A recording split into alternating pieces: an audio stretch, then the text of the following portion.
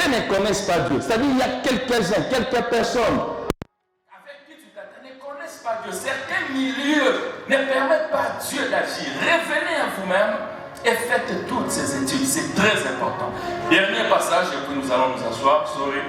Donnez-nous Luc chapitre 15, verset, ça c'est un peu long. Nous allons peut-être sauter quelques versets, ne vous en faites pas. Luc chapitre 15 commence par le verset 11. Il dit encore, un homme avait 2 fils, ça c'est Jésus qui dit. Le plus jeune dit à son père, mon père, donne-moi la part des biens qui doivent me revenir. Et le père leur partagea son bien. Peu de jours après, le plus jeune fils ayant tout ramassé, partit pour un pays éloigné où il dissipa son bien en vivant dans la débauche. Lorsqu'il eut tout dépensé, une grande famine survint dans ce pays et il commença à se trouver dans les besoins. Il alla se mettre au service d'un habitant du pays qui l'envoya dans ses champs garder le pourceau. Il aurait bien voulu se rassasier des courages, rassasier des carouches que mangeait le pourceau, mais personne ne lui en donnait. Étant rentré à lui-même, il s'est dit, combien de mercenaires chez mon père ont du pain en abondance et moi ici je meurs de faim. Je me lèverai, j'irai vers mon père et je lui dirai, mon père, j'ai péché contre le ciel et contre toi. Je ne suis plus digne d'être appelé ton fils, traite-moi comme l'un de tes mercenaires. Il s'éleva et alla vers son père comme il était encore loin. Son père le vit et fut ému de compassion. Il courut, se jeta à son cou et le baisa. Le fils lui dit, mon père, j'ai péché contre le ciel et contre toi, je suis plus digne d'être appelé ton fils. Mais le père dit à ses serviteurs, apportez vite la plus belle robe et l'en revêtez. Mettez-lui un anneau au doigt et des souliers aux pieds. Dernier verset, verset 3e. Amenez le veau gras et tuez-les. Mangeons et réjouissons-nous. Parole du Seigneur. Nous acclamons et prenons nos places. La mauvaise compagnie corrompt le bon mess. Le souci de Dieu est qu'il se manifeste dans notre vie. Le souci de Dieu est qu'il opère ces miracles dans nos vies. Le souci de Dieu est de nous amener plus loin.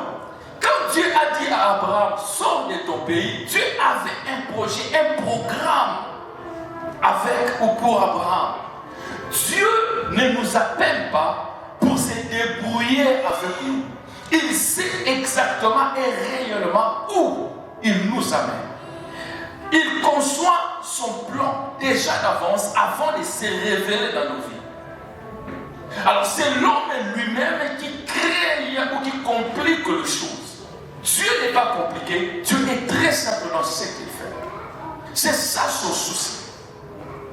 Alors dans les versets que nous venons de lire, on nous explique très bien. Dans Proverbe, la Bible dit, c'est lui qui s'attache avec les sages devient sage. Dans les Corinthiens, on dit, la mauvaise compagnie corrompt les bonnes messes. Ce sont des choses qui bloquent et qui compliquent l'action du Saint-Esprit dans la vie de plusieurs personnes. Le millier, les gens avec qui tu t'attaches, les choses que tu écoutes et ce que tu fais. Abraham avait bien écouté Dieu et il s'est décidé de partir, mais il part avec l'autre. Il ne savait pas que l'autre constituait un obstacle. Dans le verset de Luc que nous venons de lire, il s'agit ici d'un héritier. Nous connaissons l'histoire, enfant prodigue.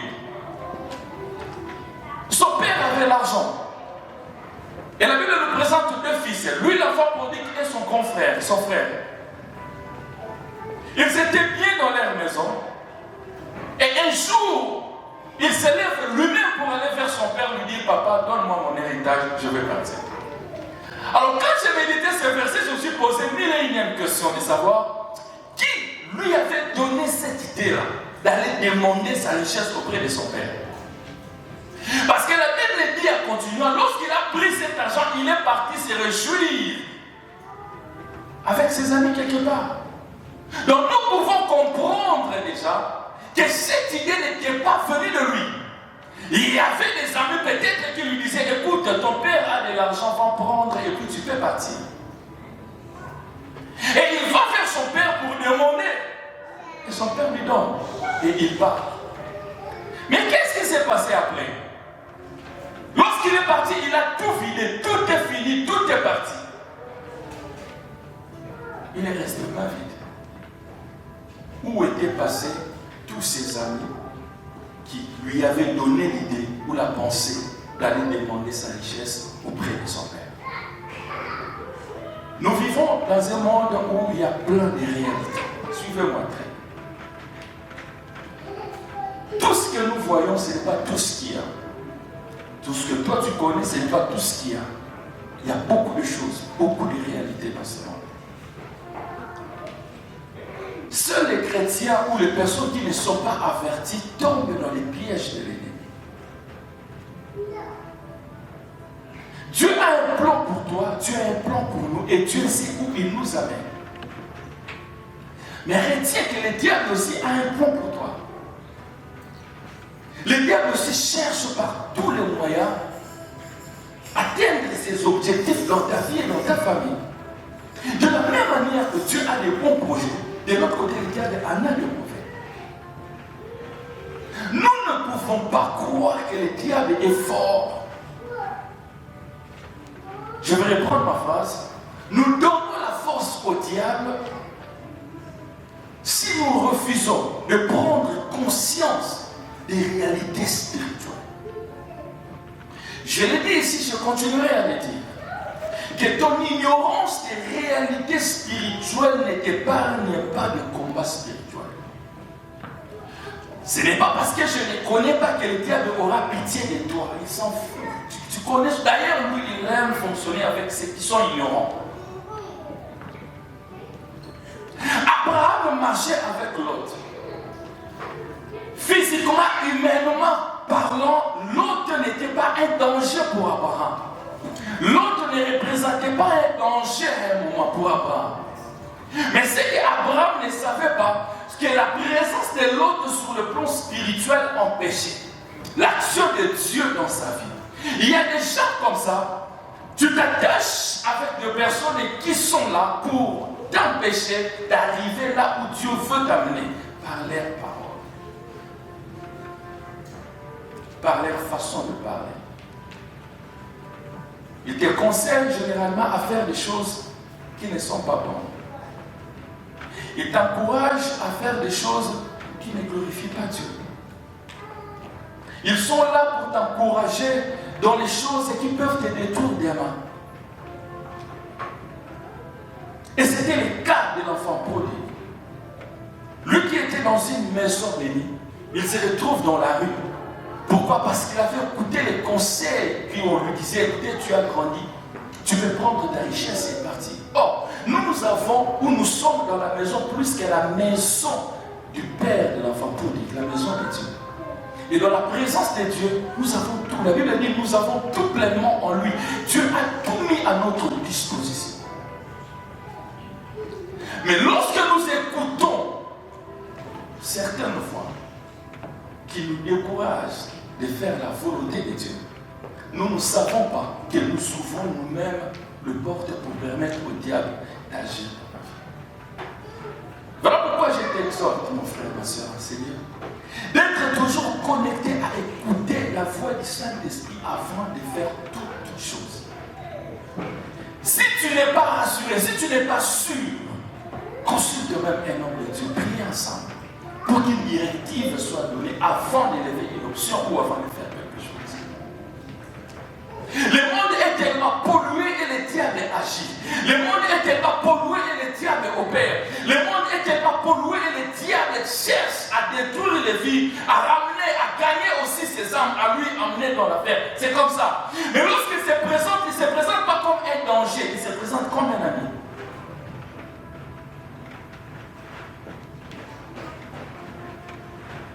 Alors, toi qui as une destinée, toi qui veux aller quelque part, choisis avec qui te connecter, c'est très important.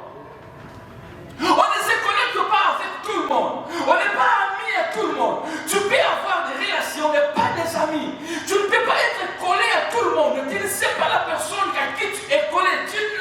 connais pas. Cherche à connaître la personne avant de l'amener dans ton cercle. C'est très important.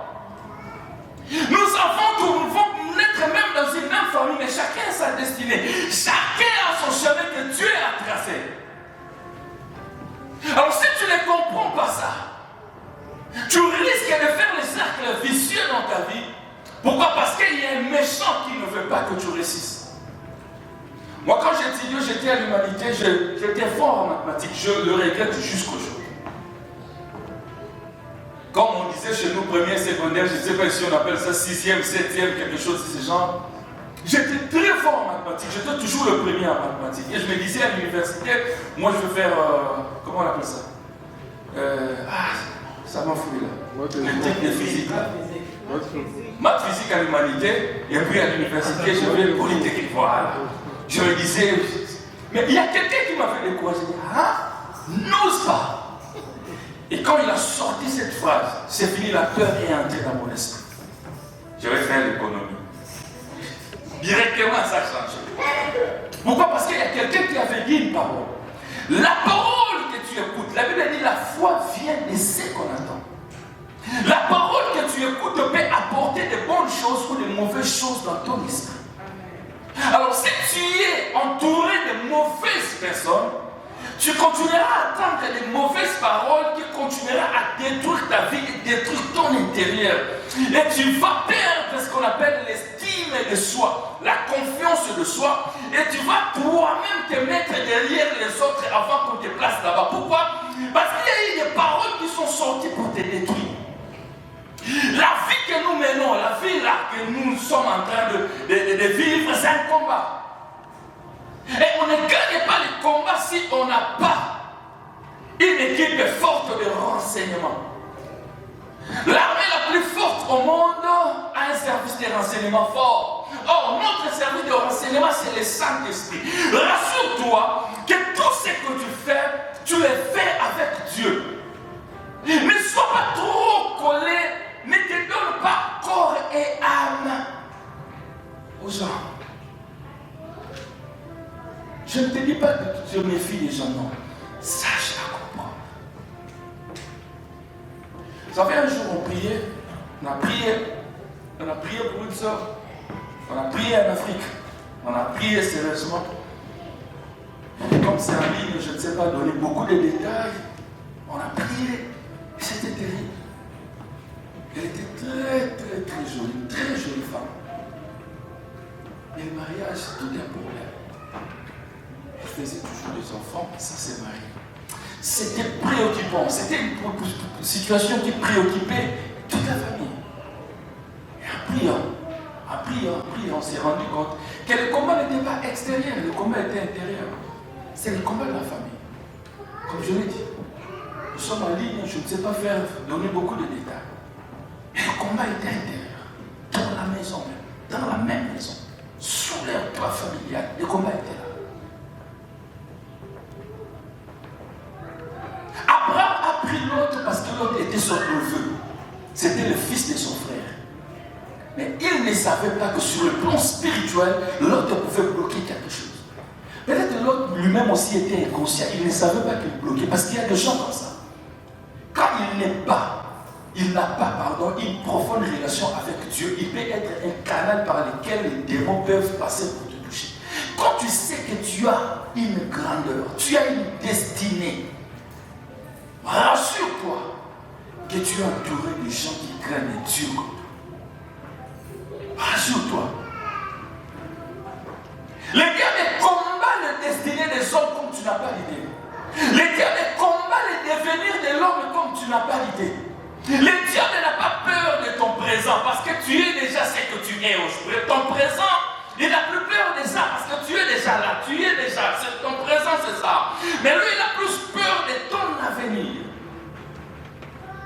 Il ne veut pas que tu reviennes. Il y a des gens qui ont été très... Je parlais avec quelqu'un, il m'a dit, pasteur, jusqu'aujourd'hui, je regrette pourquoi je suis aux États-Unis. J'avais ma maison, j'avais ma voiture, j'avais mes biens, je travaillais. Quelqu'un m'a dit, tu as gagné à la loterie, vends tout, va aux États-Unis. Il a dit, c'était le conseil d'un ami. J'ai laissé mon boulot, j'ai vendu ma maison, j'ai vendu tout ce que j'avais. J'arrive ici parce que je me retrouve dans les warehouses. Je pleure. Et quand mes amis m'appellent, mes amis avec qui on travaillait, comment ça se passe? J'ai dit, ça va. Mais moi-même, je regrette dans mon cœur. J'ai dit, à la place d'écouter les amis, il fallait écouter Dieu. Combien de gens ont levé des options qui ont emmené dans les trous parce qu'ils ont écouté les amis. Ils ont écouté pire. C'est une meilleure amie, ma meilleure amie, mon meilleur ami. Lui, c'est mon frère des sangs, mon frère des sangs. Ce n'est pas un problème. Mais après avoir écouté ton frère des sangs, écoute aussi les Saint-Esprit. Parce que les Saint-Esprit, c'est lui ton vrai frère du sang. C'est important. L'enfant prodigue est parti parce qu'il avait écouté quelqu'un. Il est allé se retrouver dans une situation très difficile. Lui qui était patron dans la maison de son père, plein de serviteurs, lui qui donnait ordre, il s'est retrouvé dans une boucherie, comment on appelle ça? En train de prendre soin des pourceaux. Jusqu'au point de manger leur nourriture. Quelle humiliation, quelle honte. Combien de gens aujourd'hui pleurent parce qu'on lui a dit c'est un mauvais mari, il ne faut pas le prendre. C'est une mauvaise femme, il ne faut pas le prendre comme mari.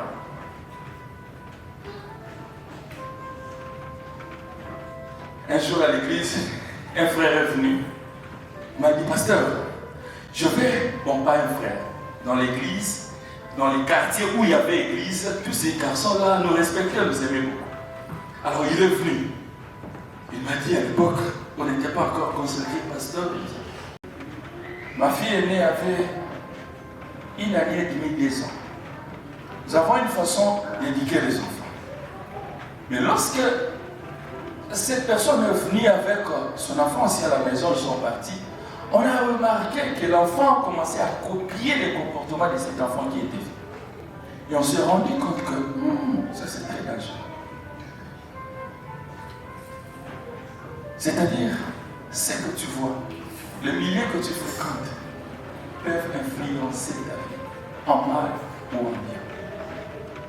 Il y a des enfants qui sont devenus impolis, qui ne sont pas nés impolis. Parce qu'ils commencent à aller à high school, ils commencent à voir comment les Américains sont impolis, et lui aussi commence à copier et ramener ça à la maison. Il y a des enfants qui sont devenus têtus, ils n'étaient pas têtus au départ, mais il a vu. De la même manière que ça influence les enfants, de la même manière que ça consulter les autres.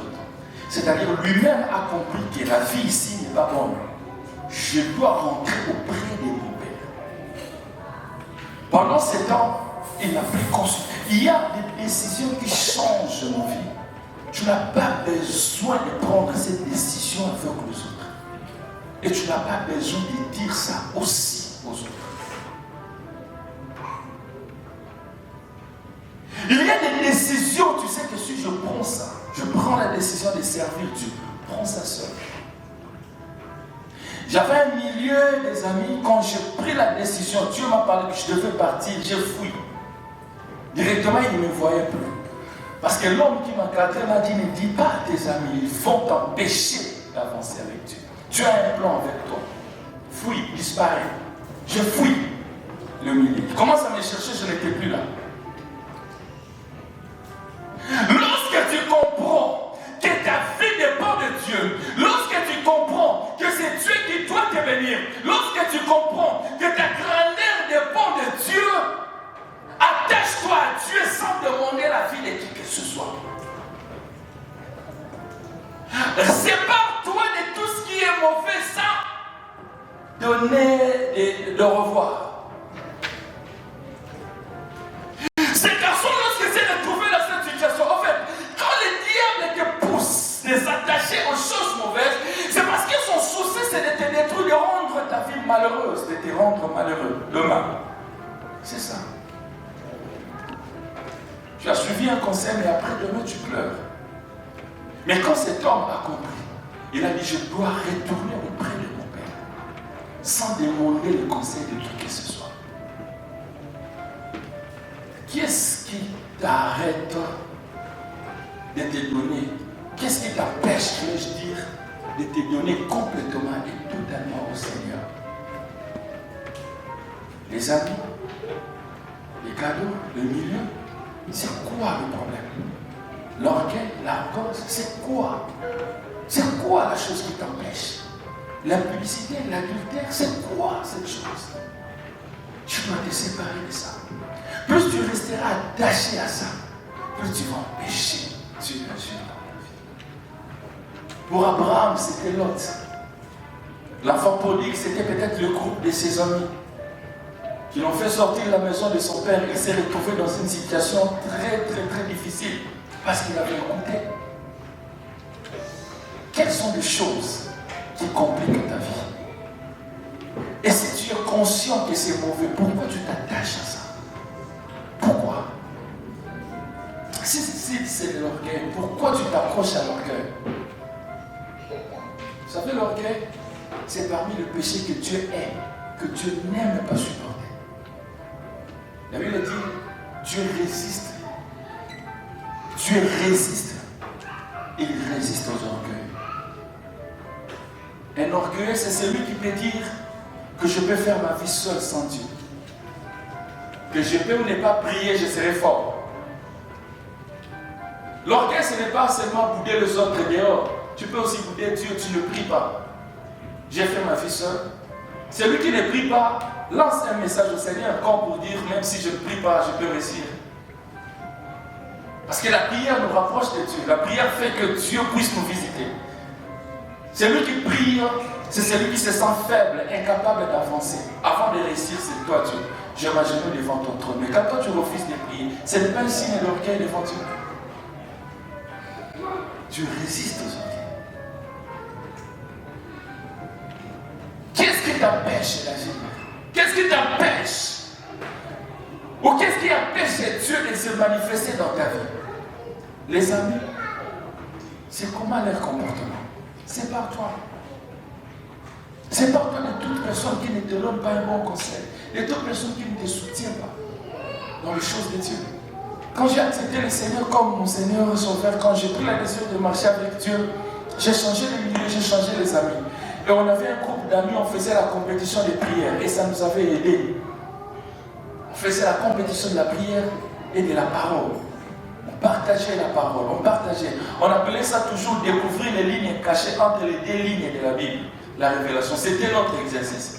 Moi, j'ai découvert une ligne cachée entre les deux lignes de la Bible. C'est-à-dire, j'ai découvert une révélation. Et on faisait ça. Toi, tu as quoi? Toi, tu as vu quoi? Et cette compétition nous rapprochait de Dieu. Parce que tu dois prier et pour lire la Bible selon le Saint-Esprit pour, n'est-ce pas, comprendre la pensée de Dieu. Et ça nous faisait grandir dans les choses de Dieu. Tu ne peux pas passer toute la journée avec quelqu'un en train de regarder un film, un théâtre, et qu'on sort sans même prendre 30 minutes de prier ou de méditer la parole. Il ne t'aide pas. Ce sont des choses qui semblent être négligeables, petites, mais qui aident l'impact sur le plan spirituel parce que ça bloque le processus du miracle ou de la manifestation de Dieu dans nos vies.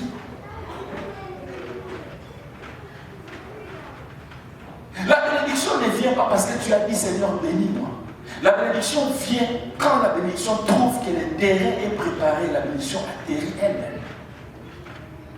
Voilà pourquoi la Bible dit, cherchez premièrement le royaume. Parce que celui qui cherche premièrement le royaume entre en contact avec le Saint-Esprit, avec Dieu. Quand tu es déjà en contact avec Dieu, quand tu marches déjà bien avec Dieu, les choses de ce monde vont venir sans fournir de foi.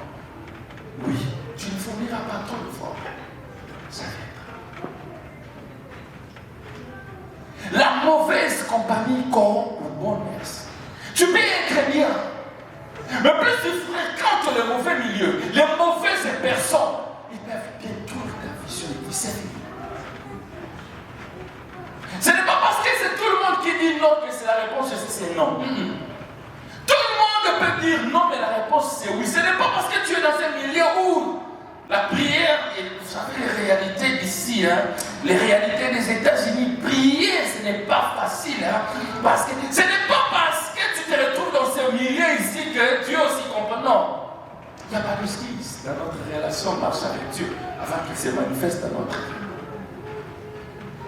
Cet enfant a pris la conscience, la prise de conscience est une arme très efficace pour rentrer sur le droit chemin, la prise de conscience.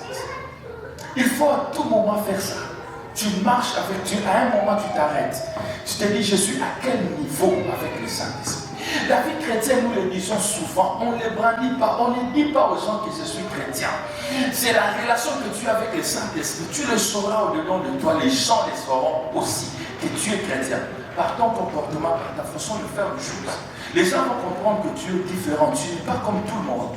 Parce que par ta façon de réfléchir, de parler, d'agir ou de réagir, tu es différent. Tout cela vient quand on prend conscience. On marche un peu, on s'arrête. On se dit, les mois passés, comment est-ce que j'ai traversé mon mois? Est-ce que j'ai prié? J'ai jeûné? J'ai fait quoi? Non, la marche chrétienne n'est pas comme ça. Je dois ajuster ça ce mois-ci. Et plus tu le fais, plus tu te rapproches de Dieu, plus tu es bénéficiaire des choses de Dieu, plus toi-même tu mets des garde-fous contre toute attaque visible et invisible de l'ennemi. Parce que c'est chaque jour que le diable te combat, c'est chaque jour que les démons sont en action pour empêcher la manifestation de Dieu d'arriver, pour empêcher la gloire de Dieu, pour empêcher les bonnes choses d'arriver. C'est chaque jour. C'est Dieu lui-même qui avait dit à Abraham, sors. Mais la présence de l'autre constituait un obstacle. Dieu, c'est Dieu. C'est Dieu lui-même. C'est Dieu lui-même qui a dit que je te bénirai. Mais si tu te places mal, il va te regarder au loin. Sors avant que je te visite. Dieu n'est pas compliqué, mais nous compliquons Dieu. Parce que nous avons du mal à respecter toutes ces directives et orientations. Nous choisissons ce qui nous plaît. Nous choisissons ce qui est bien pour nous.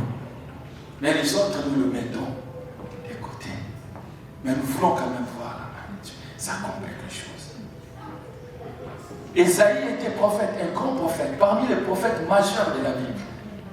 Mais parce qu'il était attaché à Osias, le ciel était fermé. Jusqu'à ce qu'Osias est parti.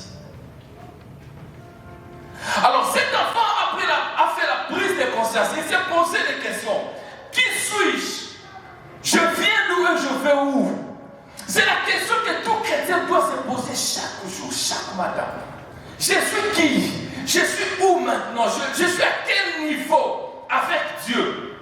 Parce que ce que toi tu ne comprends pas, ce que toi tu ne vois pas, il y a un combat spirituel chaque jour contre toi. Alors toi aussi tu dois chaque jour monter sur le plan spirituel. Écoute, quelqu'un me dira, pasteur, nous sommes au temps de la grâce. La grâce ne nous rend pas finir. La grâce ne dit pas que ne fais rien, Dieu va tout faire pour toi. Lui-même, la grâce personnifiée, Jésus-Christ a dit à Pierre, jette ton filet. Il était dans cette barque. Il pouvait dire directement, les poissons venaient. Non, il a dit à Pierre, jette. C'est-à-dire, la grâce est là, mais tu dois apprendre aussi à jeter ton filet. Il était dans la barque avec eux, mais il n'a pas appelé les pêches, les poissons. Poissons venaient, non, il a dit, toi, jette. La grâce te demande aussi de jeter, de faire quelque chose.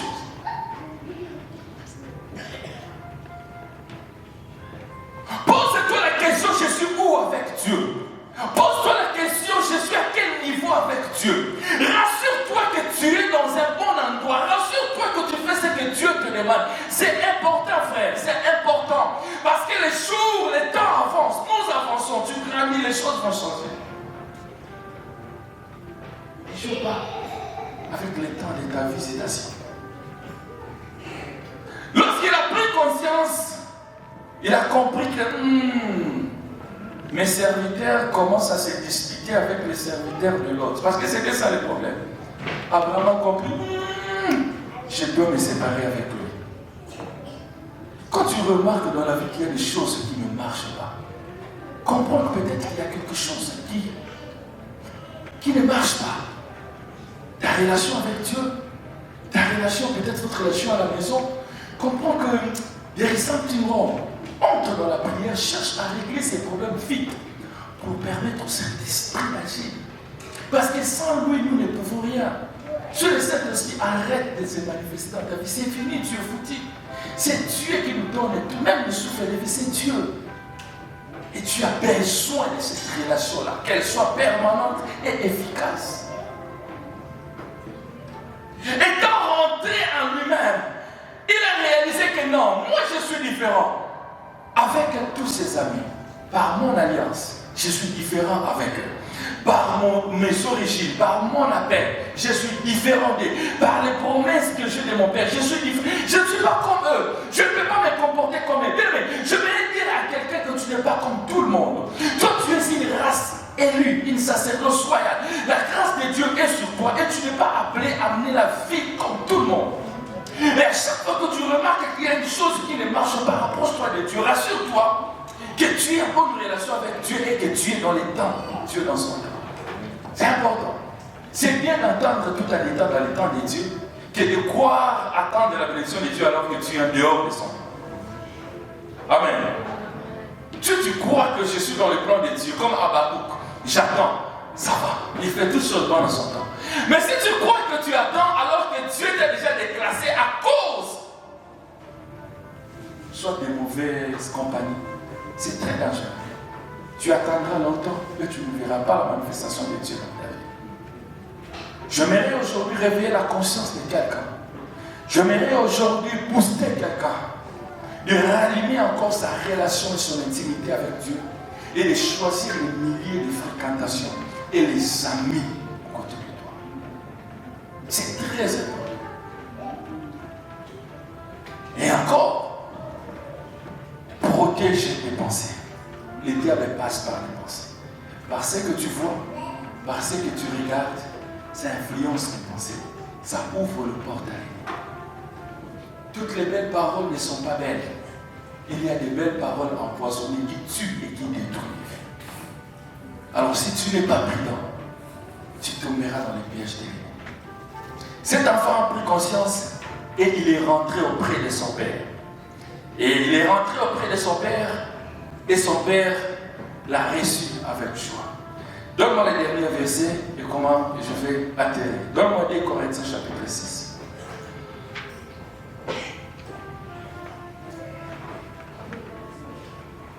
2 Corinthiens chapitre 6 verset 14. La Bible a dit, ne vous mettez pas avec les infidèles sous un joug étranger. Car quel rapport y a-t-il entre la justice et l'iniquité? Y a-t-il des communs entre la lumière et les ténèbres? Ça, c'est l'apôtre Paul qui parle aux chrétiens de Corinthiens. C'est Dieu qui nous parle. Ne vous mettez pas avec les infidèles. Tu es chrétien, tu ne peux pas avoir comme meilleur ami un païen. Tu bloques la manifestation de Dieu dans ta vie. La connaissance, la relation, c'est bien. Mais ami, c'est quelqu'un avec qui vous partagez tout, vous partagez votre temps. Rassure-toi que tu es entouré des chrétiens.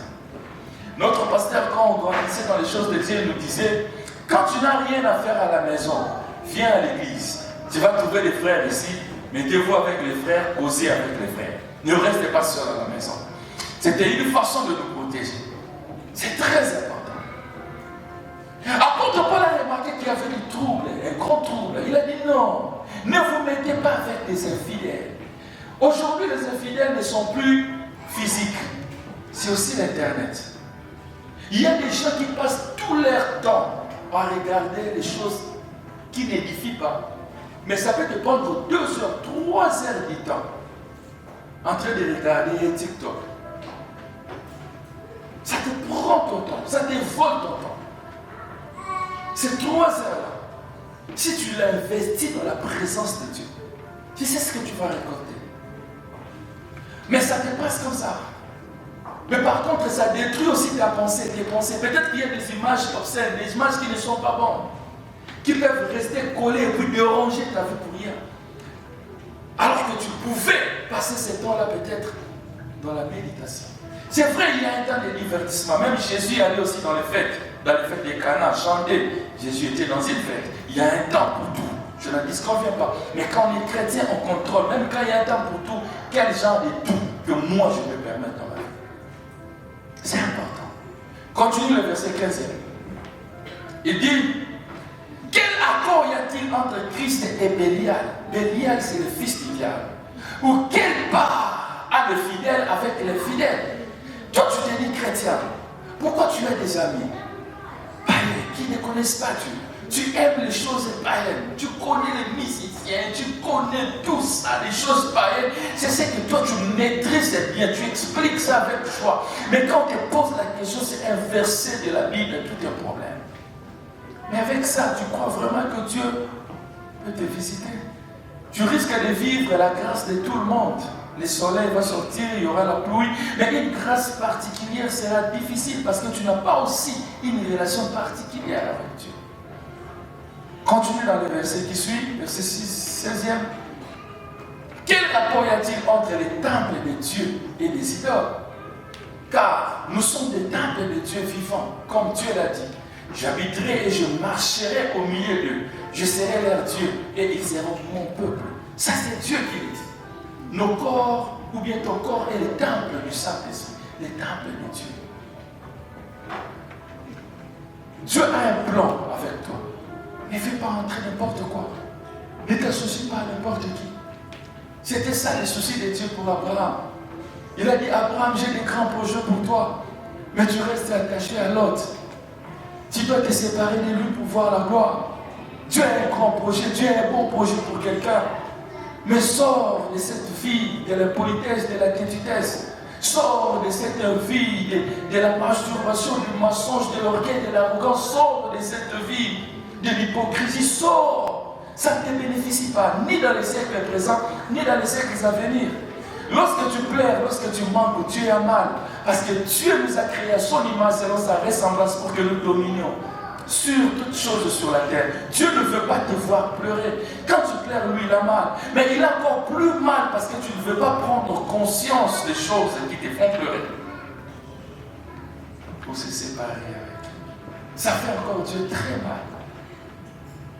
J'ai partagé dimanche passé à Cincinnati, j'ai dit, écoute, quand on est chrétien, on doit être chrétien. C'est important. Quand je prends la décision de sortir, on laisse l'autre. On laisse l'autre. On laisse les mauvaises choses. On contrôle les choses qu'on regarde même au téléphone. Parce que ta vie devient très dangereuse. Le diable peut t'attaquer partout.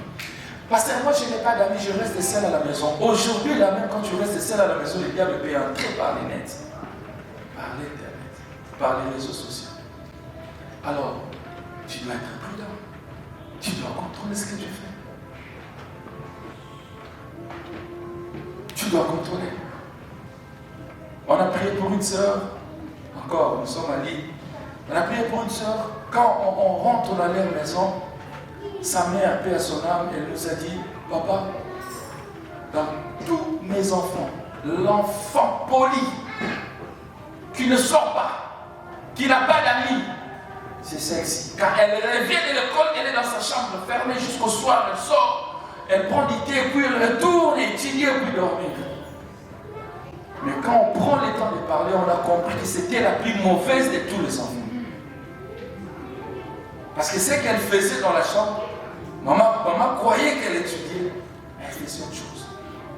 Elle avait, à l'époque, des livres comme ça, pornographiques dans sa chambre. Elle mettait les cahiers dessus. Seule la relation avec le Saint-Esprit peut t'aider à comprendre ces choses et nous mettre très loin. Ne joue pas avec ton temps. Qui tu fréquentes? Qu'est-ce que tu regardes? Tu passes ton temps où? À moins que tu ne comptes pas à Dieu et tu te dis, bon, moi-même je vais régler mes problèmes seul, je n'ai pas besoin de Dieu. Mais si tu as besoin de Dieu, tu dois te donner complètement et totalement. Donne-moi le dernier verset, nous allons clôturer. Le dernier verset. C'est pourquoi sortez du milieu d'eux et séparez-vous, dit le Seigneur. Ne touchez pas à ce qui est impur et je vous accueillerai. Verset 18. Je serai pour vous un père et vous serez pour moi des fils et des filles, dit le Seigneur Tout-Puissant. Amen. Sortez du milieu d'eux. Sortez des mauvaises pensées, des mauvaises actions. Rassure-toi que ce que tu fais est bien, est bon, devant Dieu, devant les hommes. Rassure-toi que le comportement que tu affiches, c'est ce que Dieu veut voir. Sois vrai, sois réel. Parce qu'il y a une bénédiction qui t'attend. Cette bénédiction attend seulement que tu te sépares de l'autre. Une fois l'autre est parti, tu verras le ciel ouvert. Cette bénédiction attend seulement que Osias puisse mourir. Osias est mort. Ésaïe 6.1, Dieu se révèle à Ésaïe. Il voit le ciel ouvert. Le péché bloque Dieu agit. Le mal bloque. Il y a le milieu qui bloque. Il y a ces endroits qui bloquent. La vie chrétienne a ses principes. Tu veux voir la gloire, respecte ses principes. Que Dieu bénisse sa parole.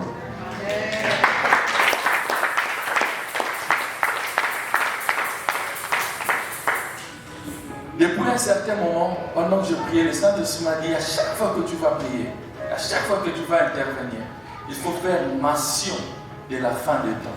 Je ne sais pas pourquoi.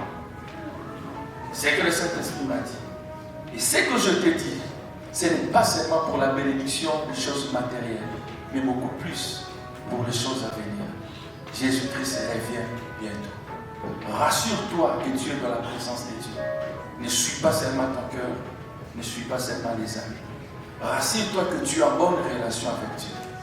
Jésus a dit ces jours-là, beaucoup diront Seigneur, Seigneur, je t'ai servi. Il va leur dire je ne vous ai jamais connu. Ce n'est pas parce que tu es chrétien que tu as déjà les laissé passer du ciel. Rassure-toi que tu fais la volonté du Père pour que tu sois accepté ces jours-là. Nous allons prier. Demande-le du Saint-Esprit. Du Saint-Esprit, j'ai besoin de toi. Aide-moi à me séparer de certaines choses. Aide-moi à me séparer de certains milieux. Prions le Seigneur au nom de Jésus-Christ. Koria Bassandaria Bashaya. Koria Bassandara Bashiki. Koria Bassandaria Bashiki Abasaya. Seigneur le Dieu des cieux, le maître de l'univers. Merci éternel pour cette parole, Adonai. Merci Adonai pour cette parole, Elohim. Que l'honneur, la gloire te revienne. Nous prions pour que cette parole puisse prendre place dans les chefs de ton peuple, dans les noms puissants de Jésus-Christ. Alléluia. Koria Bassandaria Bashiki. You are the living God. Seigneur, merci pour cette parole. Seigneur, nous te disons merci, Seigneur, pour cette parole.